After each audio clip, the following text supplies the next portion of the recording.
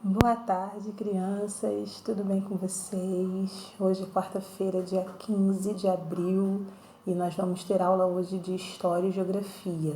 Sendo que História são as atividades em folha que a tia colocou lá no grupo da turma, que são as datas comemorativas do mês de abril, né? No caso, tanto março quanto abril, porque foi o dia do circo, né? Que foi no dia 27 de março, a Páscoa, que foi agora no final de semana, e a gente vai ver as duas datas comemorativas que estão vindo, porque dia 18 é Dia Nacional do Livro Infantil, em homenagem a Monteiro Lobato, e dia 19, que é Dia do Índio, que a gente homenageia por causa da influência que o povo indígena tem na nossa cultura e na formação do nosso povo. Então, por isso, tem as atividades para fazer lá, ok? E aí nós vamos agora para as atividades do livro de geografia, tá bom? Então vamos lá. Vamos lá, crianças. Hoje, na aula de geografia, nós vamos começar pela página 283, na lição 2 do nosso livro. O título da nossa lição é falar sobre brincadeiras, né? Coisas que nós gostamos muito, né? De brincar, né? Pular corda, jogar videogame, brincar de boneca, jogar bola. Então, essas coisas assim a gente gosta muito. Sendo que aqui a gente vamos observar quais são as imagens que nós temos aqui, ó. São várias atividades que nós temos durante o nosso dia a dia. A gente não vive só de brincadeira, né? Então, aqui a gente está vendo um menininho. Você pode até dar um nomezinho para ele e tudo. Ele tá acordando, né? Logo no horário bem cedinho de manhã. E aí ele vai para a escola. E tem outro aqui vendo televisão, brincando no parquinho.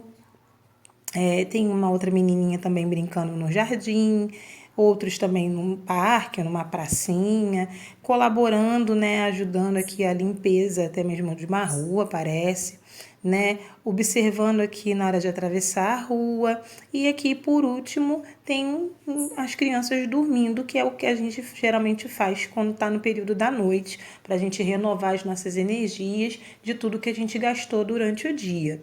E aí vamos ver o que o texto está dizendo. As imagens mostram crianças realizando diversas atividades. Algumas delas estão relacionadas com atividades de rotina, que é o caso de estudar, dormir e se alimentar. Outras, entretanto, têm a ver com um momento muito importante da infância, que são as brincadeiras, pois elas nos divertem. Existem muitas brincadeiras que as crianças praticam. Elas podem brincar de bola, pega-pega, amarelinha, pular corda, formar figuras, observando nuvens e etc. E aí, gente, na página 284, continua o texto dizendo o seguinte: muitas brincadeiras existem há muitos anos. Nós as aprendemos com quem convivemos. Por exemplo, nossos pais, nossos avós, primos, amigos e também na escola. Existem brincadeiras que podemos fazer sozinhos e outras com os colegas. Elas também podem acontecer na rua, nos parques, nas praças e também dentro de casa. Hoje, né, pela nossa realidade que a gente está vivendo, de isolamento social, a gente tem que criar muitas atividades para brincar e fazer com que o tempo passe. Então, desenhar, brincar, de bola, brincar de quebra-cabeça, inventar algumas brincadeiras, até mesmo fazer massinha, essas coisas que a gente faz para poder passar o tempo e tornar o dia mais produtivo.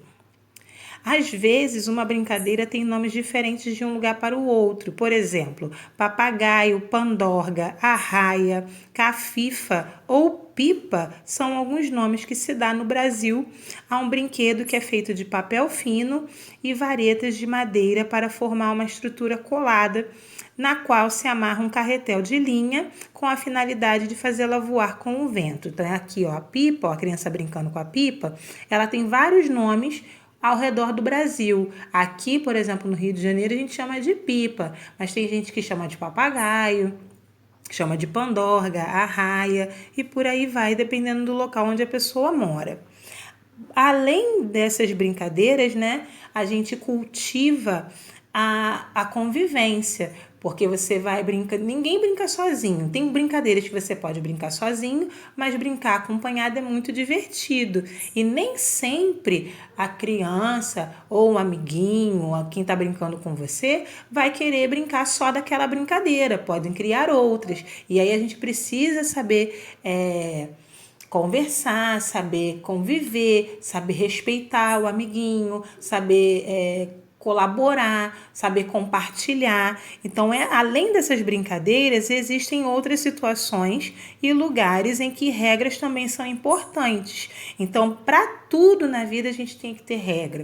Para tudo a gente tem que ter uma rotina, uma organização, para que a gente tenha uma vida saudável. A vida saudável não é só se alimentar bem, é cuidar da higiene, né? Se alimentar bem, vestir roupa limpa e principalmente cuidar da nossa mente. E aí, como que a gente cuida da nossa mente? Estudando, lendo livro, vendo até mesmo um programa legal, dormindo. E aí assim a gente vai cultivando hábitos saudáveis para que a gente possa viver com outras pessoas e também fazer o bem para essas pessoas que estão ao nosso redor. Então, na convivência com os colegas da escola, nós temos que ter amor, união, assim como em casa, saber respeitar a vez do colega, saber respeitar a professora, os outros adultos que estão na escola. Na escola você pode ajudar o seu amigo, né, a fazer atividade de aula quando ele não está com dificuldade. Na convivência em casa, você pode ajudar o papai, a mamãe a fazer as atividades domésticas e por aí vai.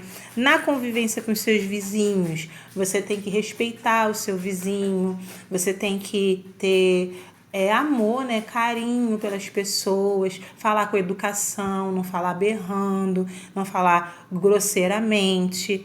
Nos meios de transporte também, você também tem que ter uma regra de convivência adequada, né? Saber respeitar o próximo.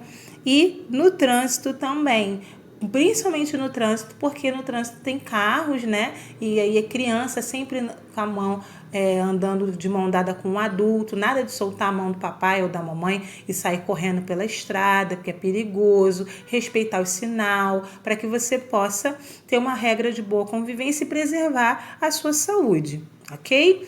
Vamos lá para a página 285 para terminar de fazer a nossa atividade aqui. E aí, o foco principal dessa atividade, além das brincadeiras, é que na escola nós precisamos seguir determinadas regras para a organização do lugar, assim como em casa, mas na escola é maior, porque as crianças lá são maior, né? Tem um maior número de crianças, você precisa se adequar e nem sempre o que você faz em casa você pode fazer na escola. E aí, por isso, existe o sinal para o começo das aulas, né? A tia sempre fala que vai começar a aula, vocês vão formar, e aí tem o horário de lanche, a tia sempre avisa, a hora do intervalo, e para o horário de saída, a tia também sempre fala, vamos embora, tá na hora de arrumar as coisas e por aí vai. Existe ainda a formação de fila em determinadas situações, que é quando a gente entra, nós formamos, e na hora de ir embora nós também formamos, até mesmo para lanchar ou fazer qualquer outra atividade fora da sala de aula. No ambiente familiar, também temos regras para seguir, pois são elas que garantem o respeito entre todos os membros da família. Nos meios de transporte coletivo, que é o caso de ônibus, trem, metrô, e no trânsito também seguimos regra. No trânsito, especialmente as regras são fundamentais para que os veículos não colidam uns com os outros e não atropelem as pessoas, ou seja, não batam e nem causem acidentes. Os sinais de trânsito. Para controlar a movimentação de pessoas e veículos, nas ruas foram criados os sinais de trânsito. Há sinais que controlam a circulação dos veículos e sinais que controlam a movimentação de pessoas, que a gente também chama de pedestres. Então, aqui, esse sinalzinho aqui é o sinal que a gente usa para controlar os veículos. E esse sinal é o semáforo que a gente usa para controlar os pedestres. Então, o pedestre ele vai se orientar por aqui, se ele pode ir ou não na hora que ele for atravessar a rua. Aqui é a mesma coisa. Aqui quem vai se basear é o motorista, que vai estar conduzindo o carro, o ônibus, a moto, e aí ele vai olhar se ele pode seguir com o carro ou não, que aí tem para dar passagem para os pedestres atravessarem a rua, ok? No sinal para veículos, com a cor, cada cor indica uma atitude a ser feita pelo motorista. Então aqui, ó, o vermelho indica pare. Então o carro tem que ficar parado ali no sinal, aguardando a vez dele passar. O amarelo indica atenção, que é para os motoristas reduzirem a velocidade e pararem. O verde indica siga. Então toda vez que tiver verde, o carro pode transitar pela estrada livremente, sem nenhum problema. Só tomar cuidado, né, com o limite de velocidade, essas coisas, para evitar acidentes. No sinal para pedestres, há duas cores apenas. O verde, que indica que o sinal está aberto para o pedestre atravessar a rua, e o vermelho, que indica que o sinal está fechado e o pedestre deve esperar na calçada. Ainda existem outras sinalizações no trânsito que indicam comportamentos a serem seguidos, como a faixa de travessia de pedestres, que devem ser respeitados pelos motoristas dos carros. As pessoas só devem atravessar a rua quando o sinal estiver verde para elas, com esse sinalzinho aqui, estiver verde para elas, e vermelho para os carros. Então vai estar verde para aqui e vermelho aqui. As outras luzezinhas vão estar apagadas. E elas devem usar sempre a faixa de pedestres. E aí a gente vai lá para a página 286. Nas páginas 286 e 287, pessoal, são as atividades que vocês vão fazer. Então, vocês vão ler as atividades e responder com as próprias palavras de vocês. Então, por exemplo, no número 1 diz aqui, observe as cenas e assinale o que você gosta de fazer. Dessas 1, 2, 3, 4, 5, 6. 6 atividades que vocês têm aqui. Quais são as que você mais gosta? E você pode marcar. Se você gostar de fazer tudo isso, você pode marcar também, não tem problema nenhum, porque a resposta é pessoal, ok? A mesma coisa aqui no número 2. Assinale as brincadeiras que você conhece. Você conhece empenar-pipa, pular corda, amarelinha, esconde-esconde, jogar bola, jogo de dama, cabo de força, andar de bicicleta, cabra cega, fazer castelo na areia, videogame, bolinha de sabão. Aí você vai marcar as que você conhece. Se você conhece todas, você marca todas, não tem problema. No número 3, onde você mais gosta de brincar? Dentro de casa, você vai marcar o xizinho. Ou fora de casa. Aqui, você vai marcar uma só opção. Ou dentro de casa, ou fora de casa. No número 4, escreva o nome de um amigo com quem você brinca sempre. E aí você vai escrever um amigo seu, que pode ser tanto da escola como qualquer amigo aí da sua casa, alguém que você já tenha mais intimidade aí para brincar.